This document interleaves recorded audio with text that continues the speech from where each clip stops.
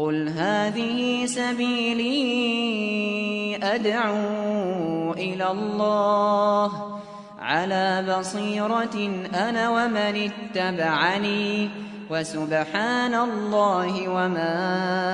أنا من المشركين.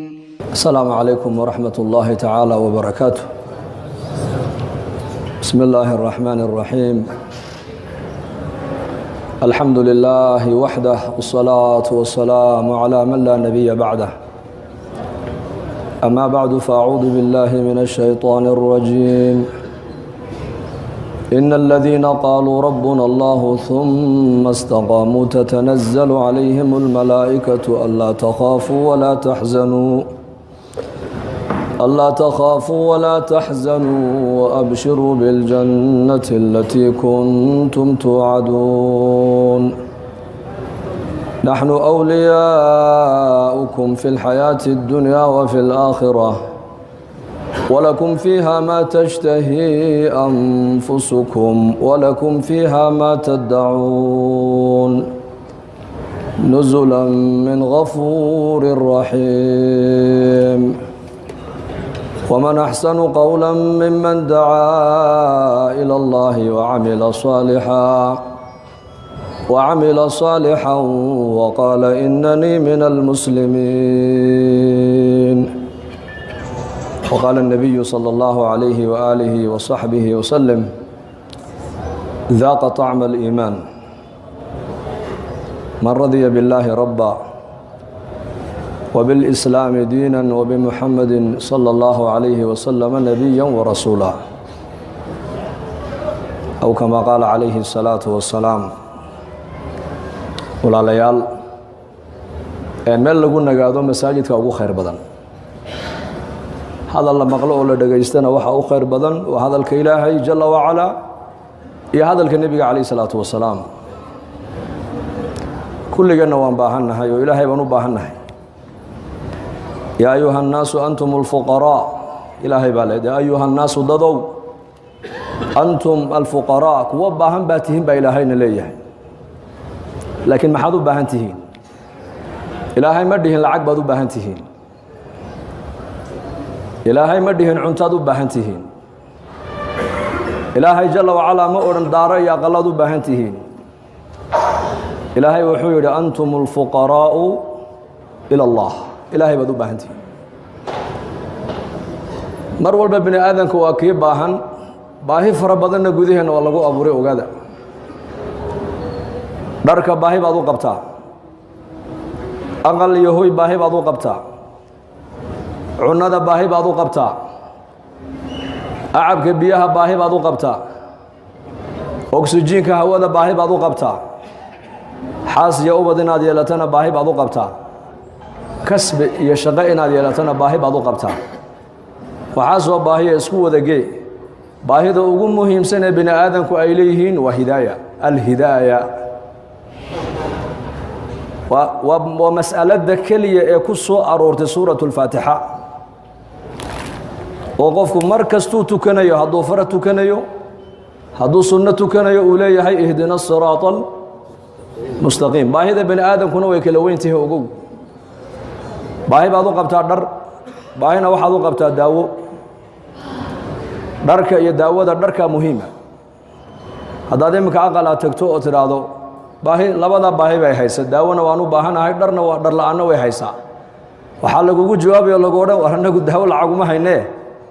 laakiin mare aad cawradaada ku asturta waan haynaayo hoo baa lagu odhan. haddana baahida dharka aad u qabtid iyo baahida bini aadanku ay u qabaan maaragtaanay cunnada, waxaa muhiima baahida cunnada. haddaad tidhaahdid dharna waan u baahanahay, gaajana way haysaa, waxaa laga yaabaa in lagu yidhaahdo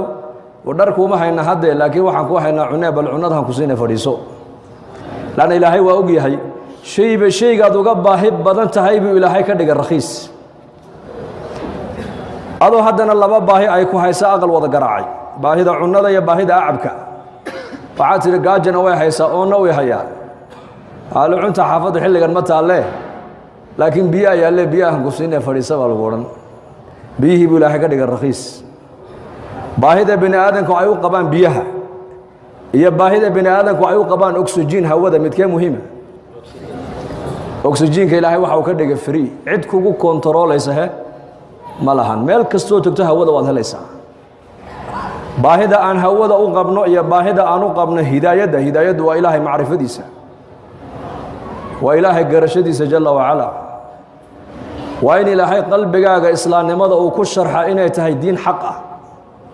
faman yurid illaahu an yahdiyahu yashrax sadrahu lilislaam aayaddaasi markay soo degtay uu nebigeennu calayhi salaatu wasalaam uu saxaabada dushooda ku akhriyey qofka ilaahay jalla wa ala uu la damca inuu hanuuniyo laabtiisa ilaahay ku sharxaa islaamnimadu inay xaq tahay markaa buu nebigu calayhi salaatu wasalaam wuxuu yidhi hidaayadu waa nuurka ilaahay mooyaane cid kale ma hayso qofka ilaahay nuurka qalbigiisa uu geliyey buu rasuulku yidhi qofka xubnihiisa ayaa u jajabnaaday ilaahay inay adeecaan hadduu nuurkaasi qalbiga galo allah inoo geliyo wakadalika awxaynaa ilayka ruuxan min amrina ما كنت تدري ما الكتاب ولا الإيمان ولكن جعلناه نورا نهدي به من نشاء من عبادنا وإنك لتهدي إلى صراط مستقيم نهدي به من نشاء من عبادنا بإلهي ونور كاس إلهي ما ينعدك لمن ملكدو قفك إلهي ودونو قلبي سنورك كتورا الله إنه كتورا آمين هذا ولا ليال markaa bay saxaabadu yidhahdeen nebi allow oo nuurkaasi qalbiga inuu galay wax calaamaadoo lagu gartay may jirtaa ma loo sheeg markaa buu nebigu yidhi haa attajaafi can daari lguruur buu nebigu yidhi qofka ilaahay qalbigiisa hidaayadda nuurulhidaaya qofka qalbigiisa ay biyo dhigtay waxaa lagu gartaa attajaafi can daari lguruur daartan dadka dagaysa ee khiyaaliga ee beenbeenta ee kasaraabin biqiica uu ilaahay ku tilmaamay ayaa qofkaasi ilaahay qalbigiisa ka jeediya ma qiimeeyo adduunyada walaa dadka adduunyada haystana ma qiimeeyo meesha adduunyada lagaga hadlayana ma qiimeeyo walinaabatu ilaa daari lkhuluud buu nebigu yihi sifada labaad wuxuu nebigu ku sheegay qofka qalbigiisa nuurka ilaahay uu geliyey calaamadda labaada lagu garto waxaa ka mid a daarta lagu waaryayo ee bini aadamku marna aysan ka guurayn allah inageeyo waa jannadee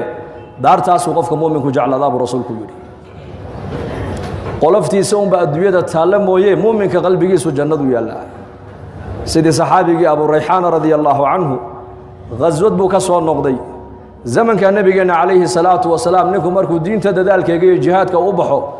ama dhaawac ama dhimasha lagu tirinaya labadaa midunba la filaya inuu la soo noqonayo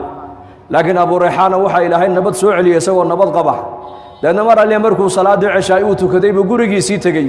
haweenaydiisii oo u diyaara ayaa ku soo boodo markaasuu ku yidhi in yar laba rakacahan tukada ii kaadi buu ka yidhi taxiyatal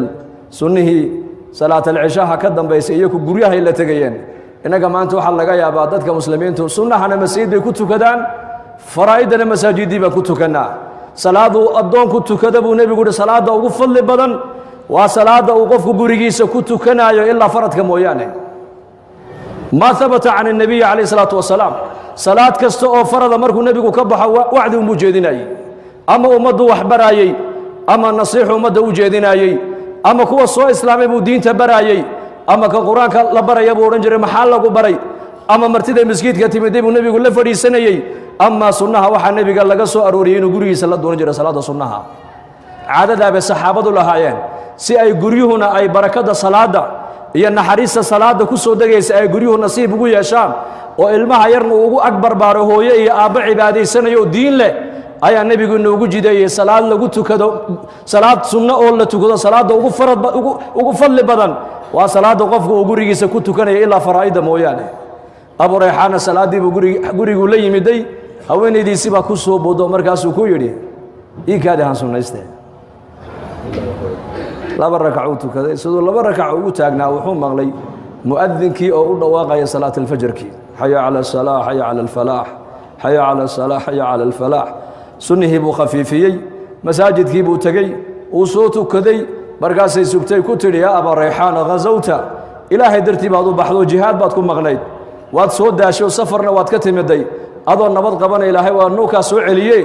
aniguna xalay oo dhan faraashka dushiisaan kugu sugaayey adiguna salaadun baad ku jirtee miyaanan xaq anigu kugu lahayn bay ku tidhi markaasuu ku yidhi xalay toole hal mar oo keliya haddaad maskaxdeeda ku soo dhici lahayd xaq waad igu yeelan lahayd buu yidhi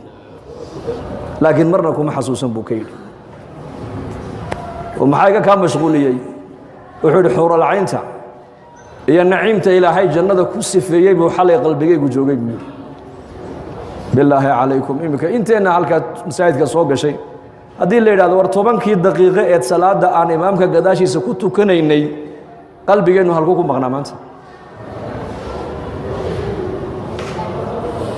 waa labada marxaladood ee la garto qalbigu ma saliimba mise waa mariid qalbigu muu bukaa mise uu caafimaad qabaa laba marxala la gartaa laba marxaladood cinda salaa markaa salaada tukanayso kow iyo cinda almusiiba markay musiiba kugu dhacdo waa labada marxaladood ee lagu teesteeyo qalbiga muu caafimaad qabaa mise uu bukaa salaada markaa tukanayso 10 daqiiqo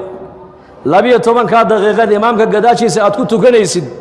qalbigaagu xagee buu ku maqnaa lidaalika ibn qayyim aljawzi raximahullah dadka salaada tukanaya shan buu u kala qaado wuxuu yidhi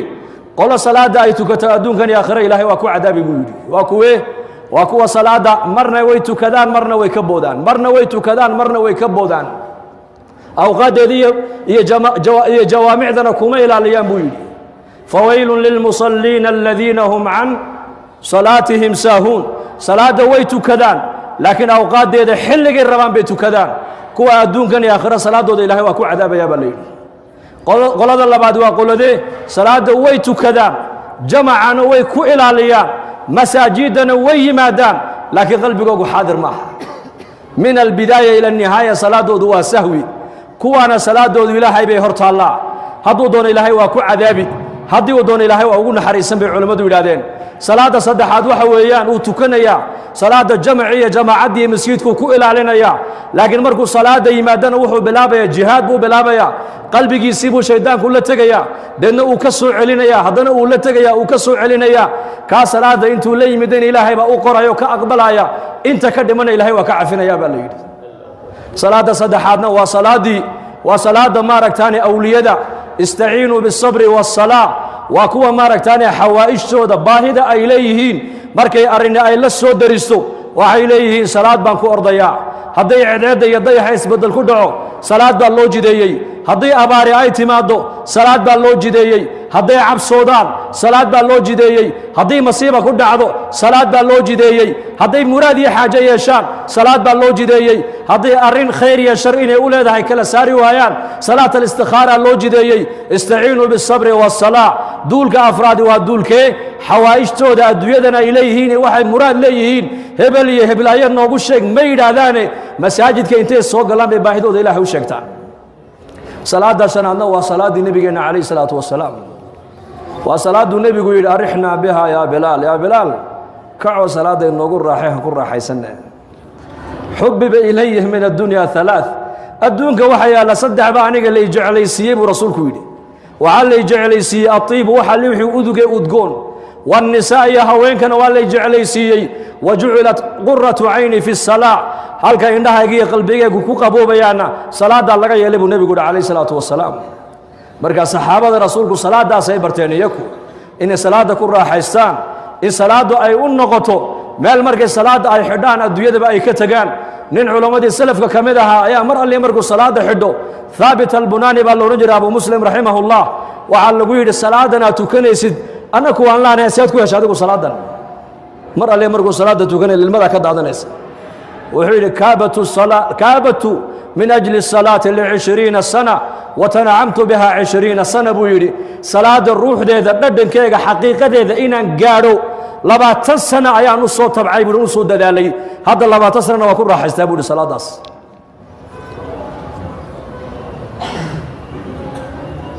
kayfiyadda salaada aad u tukata noo sheeg baa laga yidhi wuxuu yidhi niman yahow anu safka markaan gala buu yidhi imaamka aan gadaashiisa istaagin salaadda xidhanayo waxaan istixdaar aan ku soo xaadirsadaa qalbigayga yowma yaquumu الnaasu lirabbi اlcaalamiin waxaan ka soo qaadaa safkan miskiidka aan joogay inuu yahay kii maxsharka banka qiyaamaha halkaasaan markaa ka xidhaa buu yidhi salaadda inaan ilaahay hortaaganahay baan soo xaadiriyaa ucbud allaha kaannaka taraah fain lam takun taraahu fainahu yaraak ilaahay waxaad u caabudaa si waxaad adigu aad u jeedood arkayso haddaad adigu arkayna ilaahay jalla wacala isagaa ku arkaya wuxuu yidhi markaa waxaan ka fikiraa markaa salaadda dhexdeeda kii xagga midig iga xigay oo malaa'igtu ay qaadoo layidhi ilaahay baa kuu yeedhay oo xisaabtaa lagugu yeedha soo dhaqaaq haddana kii bidixda iga xigay oo la qaaday kii iga dembeeyey oo la qaaday kii iga horreeyey oo la qaaday waxay salaaddu ii dhammaataa aniga oo marka u dambaysa qalbigayga ku soo xaadirsaday maxsharkii banka qiyaamaha keligaa baa ku hadhay haddaa ilaahay kuu yeedhi doonaaye maxaad ilaahay kala kulmi doontaa dareenkaa iyo shucuurtaa baan salaaddeeda ku dhammaystaa buu yidhi haye raisli ninkuna dareenka ku dhammaysataan masaajid annagoo habeen ku tukanayna buu imaamkii salaat alcishaa وأما إن كان من المكذبين الضالين مساجد قدام بعد آمين وركعتي إلا بعد صلاة العشاء أنا وأكجرا صفقة هوري صلاة مركي لقى بحيب إمامكم يدي ورا آمين تلا بدل كذا كنتن والله من حقه أم بلابه والله بلابه نبلانه والله وأكون ضربه لا إله إلا الله أرجع مد بعد الشيخ كواس ويبقى قيلينه واحد ما أنت مسلمين إلا من رحم ربي مساجد كنت كنا يوردن وإن قد قيلين مويانا أدو يدوي كل جا جودها كوضح هذا الله بيقول والإنابة إلى دار الخلود من أسباب الهداية إنه قلبك يقفك النور الهداية أي دكتي وحلقوا قرتابوي لرسولك دار توارتانك وصاحبك إلا قدام بين يوم أيو قفك مؤمنك قلبك سجع العذاب ورسولك يقول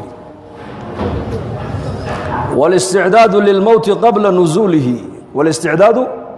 للموت قبل نزوله على مدى صدح هذا مؤمنك لقو قرتا وحاكمد يقول رسولك انت قفك مؤمنك أجش وأيسن كوئما أسقع مشهد وديار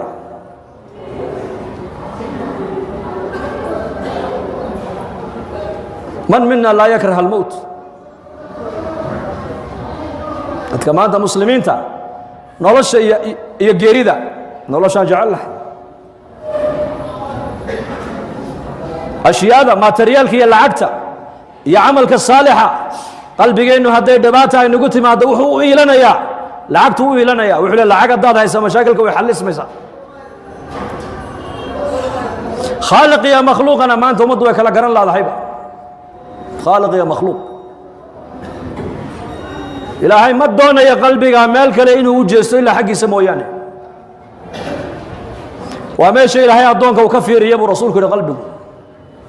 علينا أن نحسن منظر الرحمن منا إن الله لا ينظر إلى أجسامكم ولا إلى صوركم ولكن ينظر إلى قلوبكم وأعمالكم ولله المثل الأعلى أو الشقادة هذه كيم دي هذا قولك هردد هذا قلت ما دحاس كاغي ونيك الأولا فديك ورن ولله المثل الأعلى هل كإلهي ما جعله ما نربو إن لقوا أرك جعيلك لا يعبسك لا يرجك لا يبريك لا إلى بريدي سي عبسي دي سمو يعني وحمنت كلية جرك الله شاقين كليته القلب قعمه هو اللبو لقوه هو اللبو عنده هو اللبو سنكه هو اللبو دبنه هو اللبو دقوه هو اللبو وفرسه كليه هو اللبو قربه هو اللبو بودده هو اللبو لكن قلبك هو مد كلية بحال قلبك مد لوغا دغاي وحبنت كلية جرك بني هذا كما مشبه رسولك يدي إذا صلحت صلح الجسد كله وإذا فسدت فسد الجسد كله ألا وهي القلب والنبي يقول ألا وهي القلب حبين باكو جرك بني آدمك هدي حقاك تجرك ودن با حقاقي هدي باناتنا جرك ودن با بانان تاسنا وقلبك أبو النبي يقول هدو قلبك حقاقو قلبك محوكو حقاقيا وإلهي معرفة ديسا هدي قلبك معرفة إلهي أي دكتو حبنها بني آدمك وحي نقونيان حبنا مرنا إلهي عن عسيان كيسا كدعين مرنا إلهي إني عاصيان وأتكان ما دام حمنتاسي ما أنت أي بكوتي إنهيني وحي الربان بي إيغيان dhagaheenni waxay maqlaan bay dhegaysanayaan gacmaheenni waxay rabaan bay qabanayaan lugaheenni meeshay rabaan bay aadayaan dhaqaalaheenni meeshaan rabnaa ku bixinaynaa hadalkeennii meesha waxaan doonaan ku hadlaynaa waxaan doon xasan albasri raximahullah ayaa yidhi 30 sano maan qoslin 40 sanana maan kaftamin waxaan soo gaadhay rag iyo aqwaam waxaan soo gaadhay aan markaan la joogo aan isku malaynayay inaan anigu tuuga aan isku malaynayay buu yidhi waa imaamkee waa khayru taabiciin weeyaan waa caalimkii taabiciinta ugu cilmi badnaa weeyaan waxa hadalkaa leh 30 sano maan qoslin buu yidhi 40 sanana hadal kaftama igama soo bixin waxaan soo gaadhay aqwaam markaan la joogan agtooda joogana anigu aan isku malaynaya inaan ahay tuug waa xasan albasri ninka sidaa leh hadday jirhka xubintaa hadday hagaagto carabkaagu uu hagaagi maqalkaagu uu hagaagi hadalkaagu uu toosi ficilkaagu uu toosi calooshaada xaaraan ku dhici mayso gacantaadu maxaarimta taaban mayso lugtaaduna meeluu ilaahay ka raalli ahayn oo loo isticmaali maayo waxaan fahmi laanahay maanta ixfad illaaha yaxfadka ixfad illaaha tajidhu tujaahaka ilaahay amarkiisa ilaali adiga ilaahay baa ku ilaalin nin culammadii salafka ka mid ahaa 120 jir buu noqday daadiisu ayuu gaadhay tiinuhuna ma caddaanin waa 120 jir 20 jirka socodkiisu ku socdaa 20 jirka sidiisu u hadlaa xooga 20 jirkuu leeyahay sida 20 jirku u tallaabsadaa waxaa lagu yidhi da'daadii waa ta dhaqaaqi leh dhallinyaradii kaa yaryareedoo dhan way buusbuuseene way gaboobeen aduu maxaad cuntaa baa laga yidhi noo sheeg wuxuu yidhi xadiiskaasaan ku camal falaa buu yidhi anigu ilaahay amarkiisa ilaali adigana yaa ku ilaalin ilaahay nicmadda aragga ilaahay kuma caasin buu yidhi ilaahay araggiibuu quwaddii araggu ii ilaaliyey buu yidhi nicmadda maqalka ilaahay kumaan caasin ilaahay quwaddii maqalku ii ilaaliyey buu yidhi nicmadda maaragtaani xoog iyo dhallinyarnimada ilaahay kumaan caasin nicmaddii dhallinyarnimadii iyo xooggii baa ilaahay ii ilaaliyey ixfad illaaha yaxfadka baan ku shaqeeyaa buu yidhi anigu ilaahay amarkiisa ilaali adigana ilaahay baa ku ilaalina innagana maanta dhallinyaradeenna eega 20 jirkoogii baa buusbuus kasratu lmacaasi waa macaasida weeyaan waa markaan nidhi xor baan ahay ikhtiyaar baan leeahay waxaan doonaan eegi waxaan doonaan cuni waxaan doonaan samayn oo yaa kaa yidhi xor baa tahay addoon ilaahay baa tahe haddaad xor aad tahay oo xorriyad aad sheeganayso maxaad la gaboobi maxaad la buusbuusi maxaad la bukooni maxaad la dhimani maxaad la walwali maxaad la abaaroobi maxaad la cabsani ninka xorriyad gaadhay waxaasoo dhan waa inuu ka bogsadaa khalaas waa xor la yidhaha ma jirto kullu bini aadan waxa adduunyada joogoo dhan waa ilaahay addoomihiisii addoonna sifada addoonkuna waa sifadee berigii addoommaha la soo gadan jiray ayaa nin maalqabeena ayaa tegey meesha markaa addoommaha lagu gado markaa buu soo iibsaday meheradiisii buu la yimiday waa addoon buu soo gatay meheradiisii buu la yimiday markaasuu yidhi magacaabaa lagu yidhi awriyaa wuxuu yidhi maanta laga bilaabaa magaca adigu aad ii bixisaa magacii noqonaya buu ka yidhi markaasuu yidhi dharka maxaa jeceshood xidhataa markaasuu yidhi maanta laga bilaabaa dharka adood ii xidhoon baa dhar ii noqonaya buu yidhi markaasuu yidhi raashinka maxaa jeceshood cuntaa markaasuu yidhi maanta laga bilaabaa raashinka adigu aad isiisoon baa raashin ii noqonaya buu yidhi markaas war balkan eega buu yidhi waxaan weydiiyey ba anuu igu soo celine war adu maanad ikhtiyaar lahayn buu ka yidhi markaasuu yidhi addoon baan ahay addoon ma ikhtiyaar buu leeyahay buu yidhi hada macna addoonka macnihiisu waa saas addoon wuxuu raba ma eego wuxuu raba kuma hadlo wuxuu raba ma cuno meeshuu raba isma taago suu doona uma socdo walaa tamshi fi اlardi maraxa inaka lan takhriqa alarda walan tabluga aljibaala tuula baa ilaahay dhulka markaad socotona kibir iyo khoyaalaha u socon baa ilaahay ku leeyahay dhulkana ma dilaacinaysid buurahana dharar ma gaadhaysid bini aadan xariya kaadila daciifa tahe maxay naga buuxa waxa musqusha ka buuxa adaa ka buuxiyey anaa ka buuxiyey maxay naga buuxa dadkan soo socdoo dhan waa wada bullaacad socota ilaahay baa nasakhray mooyaane waxaa nahay ma jirto waxa qiimo ku leedahay waa ilaahay taacadiisa waa ilaahay macrifadiisa daatadaadu qiimo male sindha iyo kaadiyo dhiig iyo biyo kaa buuxa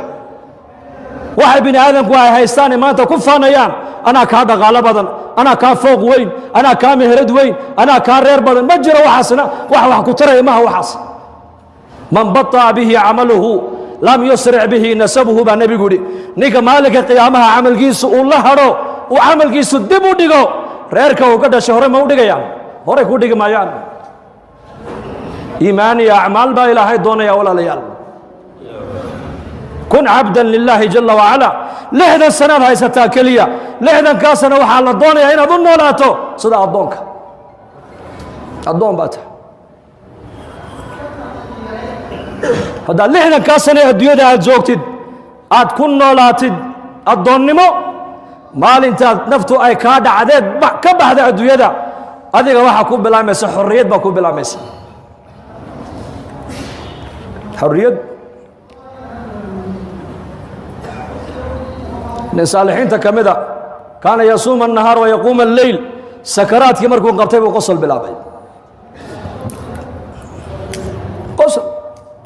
nin xanuunsanoo qoslay ka warno sakaraada markaas marka waa ma saacaddan aad hadlaysaa baa lagu yidhi ma saacaddan aad kaftamaysaa ood qoslaysaa wuxuu yidhi ohin anu waan dhammaystay buu yidhi maanta laga bilaabaa farxadda ay bilaamaysa buu yidhi ibnu cabbaas radia allaahu canhuma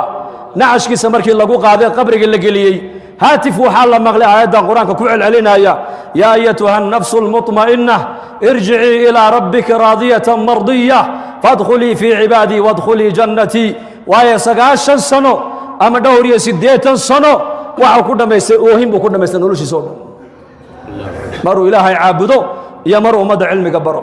maruu ilaahay caabudo iyo maruu ummadda wax baro maruu isagu ilaahay la munaajoodo iyo maruu dadku sida ilaahay u baryaan uu u sheego noloshiisao dhan wuxuu ku dhammaystay bayna cibaadatin wa cilmin wa dacwatin buu ku dhammaystay markaa 60kaa sana 70kaa sana ilaahayna siiyey waxaa laynoo keenay adduunyada walaalayaal inaan ilaahay jala wacala aan kula baayac mushtarayno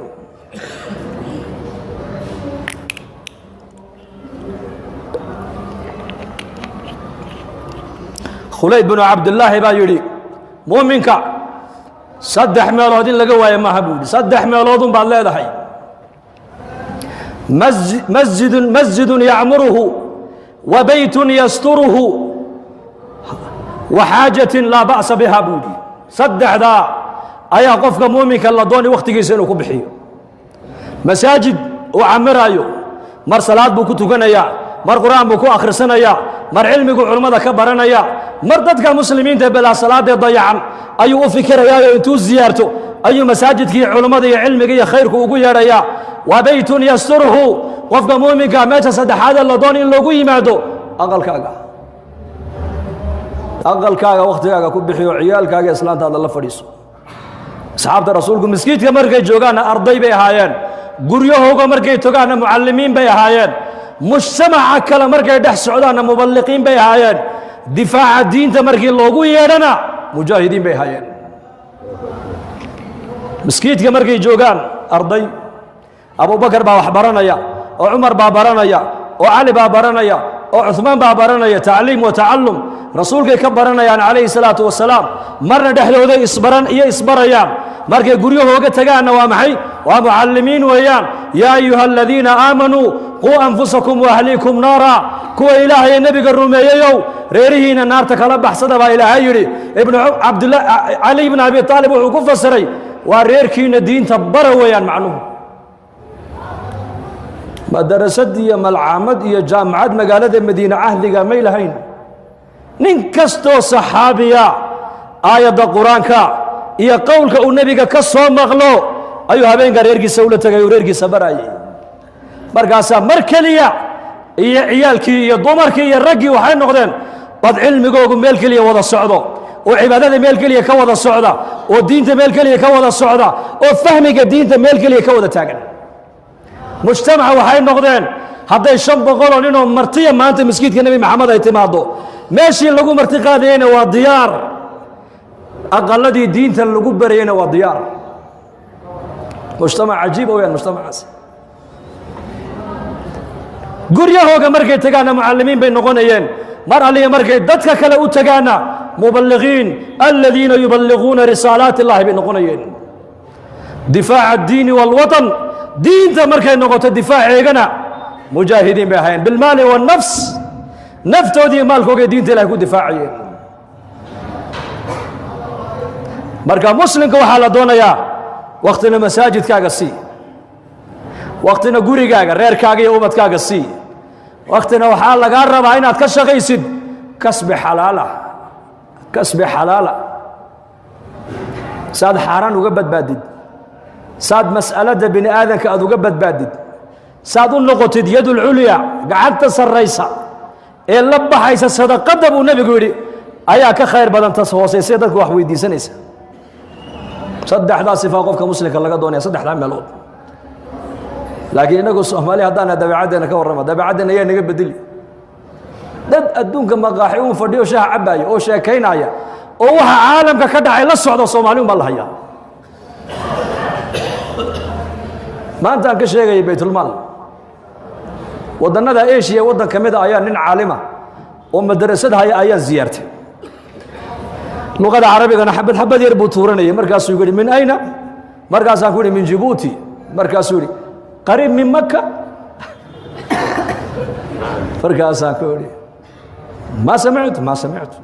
طيب soomaal qariib min maka war halkaan u sheega ardulxabasha qariib min maka maka iyo madiine iyo ciyaalkaa qur-aanka u dhigaya mooyaane caalamka waxa ka socda warba kama hayo sanadkiina waxaa laga yaabaa 50 ardaya oo xafadata kitaab illah inuu soo saaro soomaali muxuu soo saaraa bal sheeg 40 sano ka hor wixii waddankeenu ku dumay baa la hadalayaa ilaa imika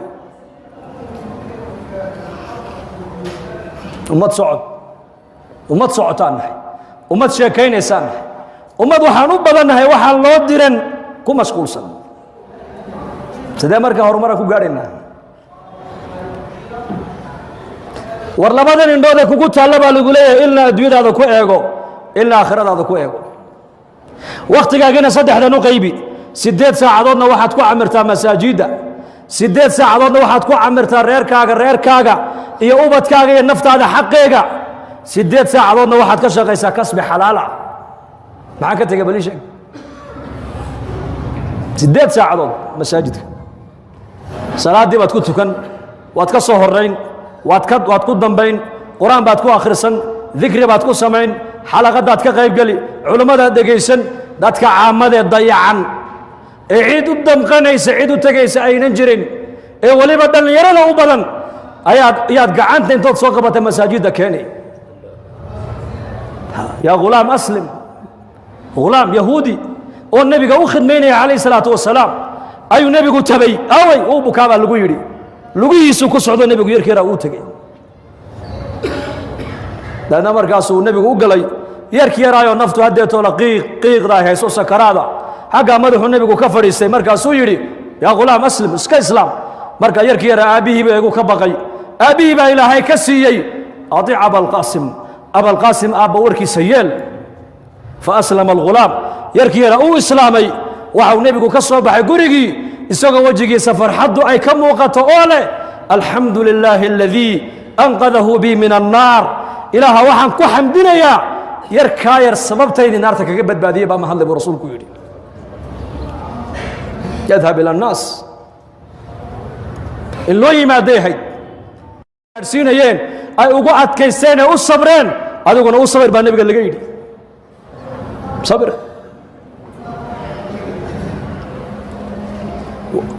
inay dilaan bay ka fikirayaan iyaku isna wuxuu ka fikirayaa inay hanuunaan kaannii anduru ilaa rasuuli اllahi sal اllah alيه wasalam wahuwa yaxkii nabiya min alambiyaa darabahu qowmuhu faadmowhu wahuwa yamsaxu اdama can wajhi wayaquul allaahuma اkfir liqowmii fainahum laa isagaa isku jeeda maaha cid kale wuxuu ujeedo waa isaga ka dhiigga laga daadiyey ee qoomkiisu ay dhagaxyeeyeen ee qoomkiisu aflagaadeeyeen ee wejigiisii shariifka qandhuufta lagaga tufay waa isaga calayhi salaatu wasalaam intuu iska masaxo intuu dhiigga iska biyey maalintii maaragtana yowma taa'if ayuu lahaa waxa igu dilayaan garan maayaane waa qoomkayga ilaah u dembi dhaaf u lahaa habeenada ka mida ayuu nebigu salaaddii caaisha gurigaygu ku qornaa caaisha almu'miniin markaasay nebiga hoosta ka soo gashay wuxuu yidhi caaisha caawa maydayn buu ka yidhi rabbigay haan caabuday caawa ma iska kaydayn markaasaan ka yidhi bay tihi waan ku daayo iska cibaadayso markaa buu nebigu istaagay labada aayadood siduu ugu celcelinayey ayaa bilaal salaaddii fajaruu bilaal u addimay in tucadibhum fainahum cibaaduka wain takfir lahum fainaka anta alcaziizu alxakiim rabbi inahuna adlalna kaiira min annaas faman tabicanii fainahu minii waman casaanii fainaka gafuuru raxiim habeen dhan lilmada ka dhaadatay ilintiisa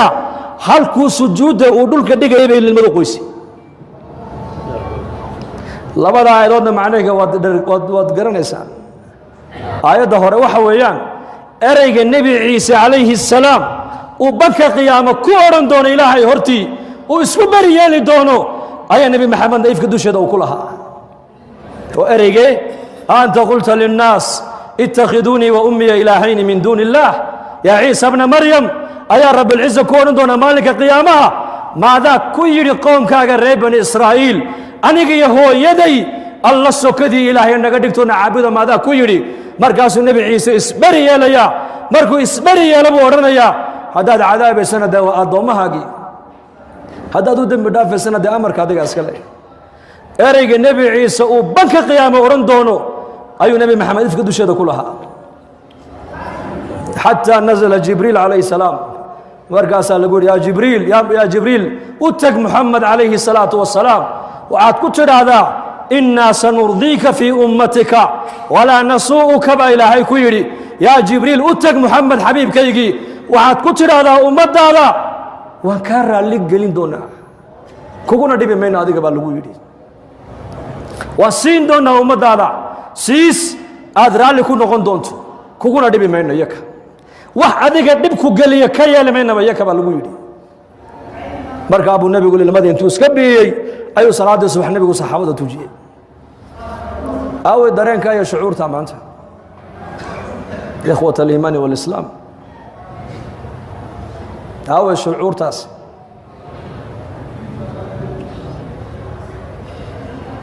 cidna uma maqna ummadda walaalayaal inteenna saalixiinta ee masaajidda soo galaysa ee culammada dhegaysanaysa ee diinta jecel ee diinta baranaysa ee diinta ilaahay tabaaraka wa tacaala u damqanaysa innakaa laynaga rabaa ummaddan aan u fikirno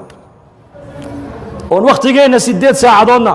masaajiddeenna ku camirno waa mar waa xalaqad weeyaan cilmiga la baran mar qur-aanka la akhrin mar dikri baa la samayn saacad baa la fadhiisan sidii abu darda radia allaahu canhu markii la weydiiyey laydha abu darda saacad wakhtigiis cibaadadiisa ugu qiimo badan noo sheeg baa lagu yidhi xaaskiisa waxay tidhi wuu fikri jiray tidhi bas cibaadada ugu qiimo badan uu abu darda uu lahaa fikir keligii intuu meel fadhiisto ayuu ka fikiri jiray ilaahay cadamadiisa ayuu ka fikiri jiray diinta ilaahay 8 saacadoodna kasbi xalaala 8 saacadoodna xaqa naftaadii xaqa reerkaagii xaqa ubadkaaga salmaan iyo abu darda buu nebigu walaaleeyey salmaan iyo abu darda salmaan baa soo ziyaartay abu darda xaaskii abu dardaayo wuxuu arkay umu dardaayo jirkeyga ay ka muuqato nafaqa daro oo dharkeyguna maaragtaane ku dul googo'ay markaasuu ku yidhi waa maxay noloshan aad ku nooshahay waxay ku tiri saaxiibkaa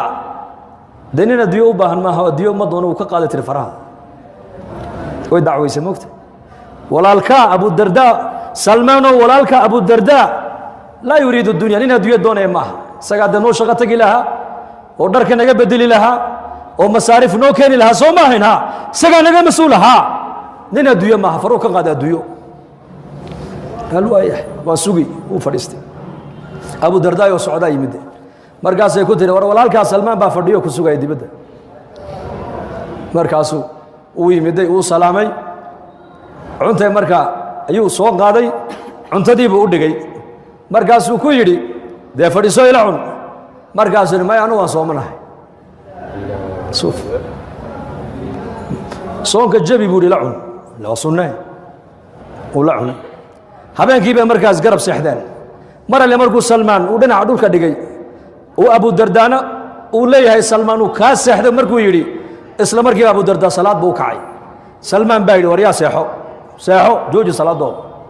uu seexiyey bal si fiican hadalka u dhegaysta meel baan u socdaa hadda kolkuu isna malaha uu kaa gamay buu haddana yar kacayo markaasuu yidhi war seexo kana uu kaca kana uu seexiya kana uu kaca kana uu seexiya waqti saxar saacadihii dambe yuu yidhi imika ka haddaba ha wada tukana labadeenu wey markay wada tukadeen ayuu fadhiisiyo wuxuu ku yidhi war yaa abudardaayo i dhegayso rabbigaa xaq buu kugu leeyahay reerkaaguna xaq bay kugu leeyihiin naftaaduna xaq bay kugu leedahay dee mid walba xaqiisa sii buu ka idhi iska aamusa abudardaa ilaa waa nin xalay salaata leelkiisa laga kala daadiyey oo soonkiina laga jebiyey weliba dardaaran la siiyey ma hadhine intuu soo socday buu nebiga ku soo dacweeyey wuxuu yidhi yaa rasuul allah salmaan baa ii yimidoo soonkaygiina uu iga jebiyey salaata leelkii xalay tolana uu iga manciyey adoo halkan joogoo marjicii dhannaaya ayuu hadalkaa isaguna igu yidhi markaa nebigu muxuu yidhi sadaqa salmaan muxuu yidhi sadaqa he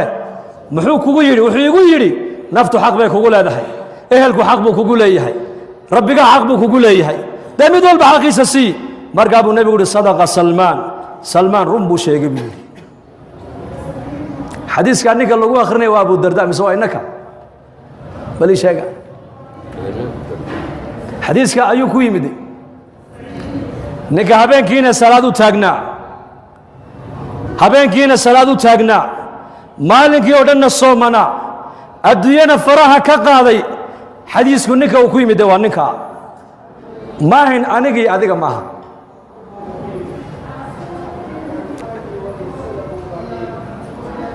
daa'iman jamaacadda waa iska taqaanaanoo nin baa beri 40 cisho aan kaxaynay mid baa qabto xadiiskaasuu ku akhriyey markaa buu ii yimid oo wuxuu yidhi sheekh xuseenow anuu inima raacaya buu yidhi hee xadiisaad iga qariseen baa lai sheegay buu yidhi markaasaan ku idhi balxuu haddee xadiisu way badantay annagu culummo ma nihine arday wixii culummada ka soo maqleen dadka u sheegaanahay muxuu ahaa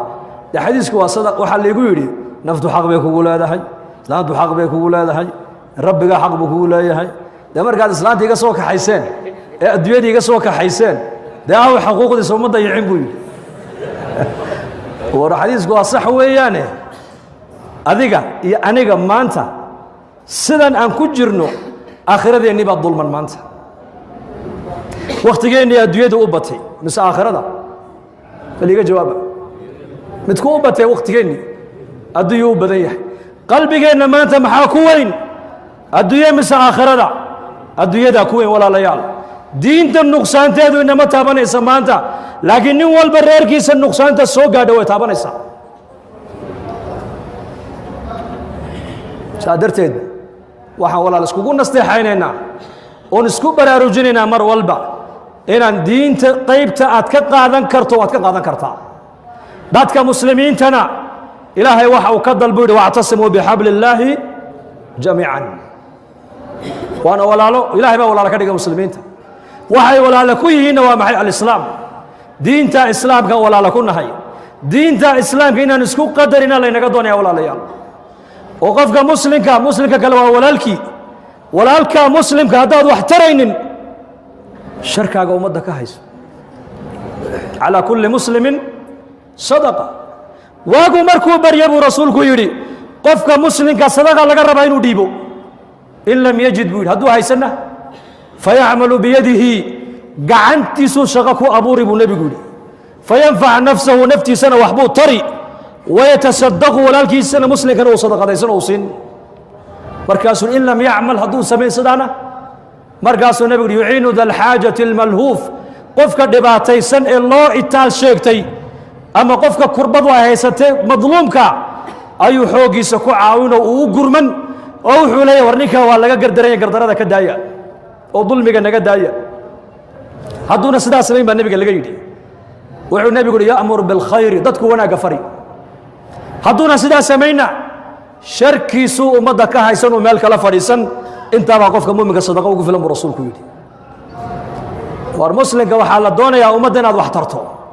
ood cilmigaaga wax ku tarto oo dhaqaalahaaga wax ku tarto oo caqligaaga wax ku tarto oo xooggaaga wax ku tarto oo hadalkaaga wax ku tarto haddaa intaa midna lagaa waayey sharka adiga ilaahay kugu abuuray dee ummadda meel kala fadhiiso oo axaadiista isordhig sibaabu lmuslimi fusuuqun wa qitaaluhu kufrun buu nebigu yidhi qofka muslimka cayda la caayo faasiqnimo ayaa lagu mutaystaa dilkiisana waaba lagu gaaloobaa buu rasuulku yidhi markaa dadka muslimiintu walaal waa walaalo ilaahay baa walaalo ka dhigay waa inaad naftaada ha u noolaan waxaad tidhaahdaa anigu walaalkay baan u noolahay waxaan hayana walaalkay baan u hayaa ghaswadii yarmuuk 3 nin oo asxaabtii nebiga maxamed ka mid a ayaa dhaawac halisa lagu soo gaadhay marka kii horreeye la gaadhay wuxuu leeyay biyo igu qabta cikrimu ahaa markii biyihii la yidhi hal lagu qabto hal la siiyo ayuu wuxuu maqlay mid kaleoo ka shisheeyoo leh biyo markaasuu anu waan roonahe isaga la gaadhay biyaha kii baa lala dul yimid kiina wuxuu maqlay ku kaloo leh biyo marka anu waan roonahe ka kale la gaadha saddexdoodii iyadoo ninna uu biyihii ka ban oo ninba ninka kale u doorbidayuu leey isaga la gaadha ayaa saddexdii naftu ka wada dhacday mar keliya anuu han dhinto walaalkay ha noolaado muslimiintuna maanta maxay marayaan anuu ha noolaado aadu iska dhimo wixii fiicanna anay igu fiican yihiin wixii xunna aday kugu xun yihiin war waxaasi nolol maaha nolosha islaamku waa maxay walaalayaal waa inaad garataa muslimka walaalkaaya shahaadanaya yaa waa gacan adiga kaa maqan intuu kaa maqan yahay almu'minu lilmu'mini kalbunyaan saasuu nebigu yidhi yashuddu bacduhu bacda ka maraykanka halka ugu dambaysa joogee muslimka dhibaataysan ka halkan joogaa la rabaa inuu ka murugoodo u duceeyo maxaad ducaynaynaa maanta tv-gaad furiyo wax alliya waxa dhimanaya ee dhammaaday waa muslim markaasaa muslimiintii qaarkood jaad bay raabsanayaan jaad cunto wayandur wuxuu arkayaa muslimiintii oo baaba'day oo la baabi'iyey xataa inuu daawado maaha inuu murugoodo ahayd xaaladda muslimiinta waa in laga murugoodo dhibaatada muslimiinta haysata ninka aan ka murgin ka mid maha buu rasuulku xadiis ku yidhi haddaad ummadda wax ku tarayn ficilkaaga duca wax ku tar haddaad duca lagaa waayeyna sharkaaga ummadda ka hayso oo dadka muslimiinta waxaa la doonayaa inay muslimiintu isku damqadaan saas kugu duubnaadaan caamada iyo culummada inay isku xidhnaato dhallinyarada iyo odayadu inay isku xidhnaadaan oo dadka muslimiintu ay noqdaan inama almu'minuuna ikhwa ummad buu nebigu diyaariyey ummad ninka la odhan jiray qays ibnu mataatiya alkhasraji maskiidkii nebigeennu soo galay alay slat slaam waa khasraji halkaa waxaa fadhida ansaar aws khasraj muhaajiriin xalaqad wuxuu dul tegay bilaal iyo salmaan iyo camaar ay fadhiyaan markaasuu yidhi kuwa haddeetoola maxaa looga baahan yahay buu yidhi kuwa ninku tolkii buu hele mucaad binu jabal baa ninkii halkaa qabtay war maxaa tidhi waan kaftamayna hadalkaana waan idhe markaasuu mucaad halkaa isagoo hayuu nebiga ninkii u geeyey sal ly slam markaasaa rasuulka wejigiisii bedilmay masaajidkuu soo galay mambarkuu fuulay saxaabadii oo dhan baa loo wada yeedhay khudbad buu nebigu bilaabo khudbad dheer maahayna khudbad gaaban bay ahayd wuxuu yidhi waryaada rabbigiinnu waa mid keliya buu yidhi diintiinnuna waa mid keliya carabiyadduna aabba iyo hooyeynima buu ka yidhi faman tacallamaha ninka luqada carabiyadda ku hadalkayga bartay waa carabi intaa markuu nebigu yidhi buu khudbaddii ka dhaadhacay mucaad binu jabal weli ninkii halkii buu hayaa kana nebi allow maxaad odhan buu ka yidhi kaa naarta u daa buu yidhi naartaa kaaga filan naarta u daa buu ka yidhi maalintii abubakar la doortay khilaafada loo doortay qabaa'ilkii ridoobay isagoo murtada ninkii la soo dilay waa kelmaddaa wuxuu diinta kaga baxay kelmad ummadda casabiyad iyo qabyaalad ku abuuraysa ayuu ku dhex tuuray masjidkii rasuulkeenna wuxuu kuwa maxaa looga baahan yahay hadeetol waa bilaal alxabashi salmaan alfarisi suhayb alruumi radia allahu canhum raggii diinta islaamka asaaska u ahaa ayuu ku leeyahay kuwa maxaa looga baahan yahay ninku tolkii buu helay hadeetole kelmadda uu yidhi baa ilaahay ninka raxmaddii kala noqda mar labaad oo diinta ilahay ka qaatay isagoo murtadana la soo dilay marka ikhwata aliimaani walislaam khayr baa inaga muuqda dad muslimiina oo luqo keliya ku hadlayaan nahay inaku ilaahay baa naga dhigay waa ilaahay waa noo nicmeeyey wallaahi nicmadda ay soomaalidu haysato carabtay diintu luqadooda ku soo degta ma haysata maanta masaajidda iyo culummada iyo ardayda xafadatu kitaabillaahiya iyo maaragtaani madaarista iyo nashaadka dacawiga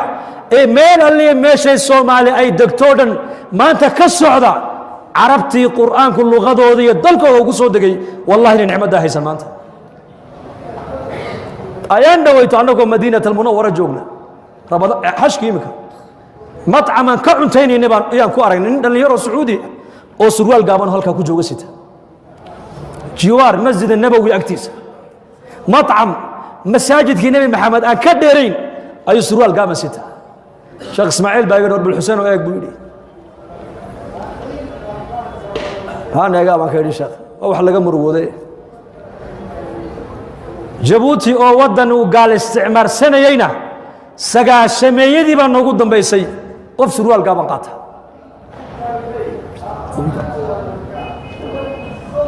waxaan ka wadaa nicmadda inaku aan haysana maanta saxwada diiniga cilmiga dacawiga masaajidda iyo bii'adda diiniga ee mujtamaceenna luqadeenna ku hadlaya ilaahay siiyey war waa nicmo ilaahayna siiyey ilahay aan ugu mahadino lain shakartum la asiidannakum shukriguna waa maxay xamdi maaha shukrigu waa shukru ljawaarix bilxamdi taduumu nicam وبالشكر تزداد النعم حمدك واك عربك ويان شكرك واك عملك ويان صلاة الليل كنبيك وكعي ركعات كلي وكنت كذا شن جزء بد إلى لغيه برين عائشة كتري لما تصنع هذا وقد غفر الله لك ما تقدم من ذنبك وما تأخر محوك جوابي أفلا أحب أن أكون عبدا هذا هو الشكر marka nicmadda ilaahayna siiyey inaan ku shukrino oo masaajideenna tacliinteenna dacwadeenna khayrka aan ka wada shaqayna soo diyaar manihin insha allah dhahada waan soo ziyaaranay saad noo soo dhaweyseen ardaydiina culimadiina quraadiina allah inii soo dhaweeyey ninkana anaguna jabuuti baan nagu soo dhaweynaa noo kaalaya insha allah ya reer nairobi reisli ma socotaan maxay nagu dhacay waxu baad dhisaysan aqla dhaadheere إن شاء الله خير كنا وانبيرنا صو ديار منهن ذنبنا الله داف ذنبك والدينتنا الله داف دينت الله إنه معاني مركنا الله شافيه موتاتنا الله هو نحريست مسلمين تميل جوغان كربدا يعريق الله كقاضي موافقين من ضمن مسلمين تميل جوغان الله سيو اسمع ذكر الله إن هديه صلى الله على نبينا محمد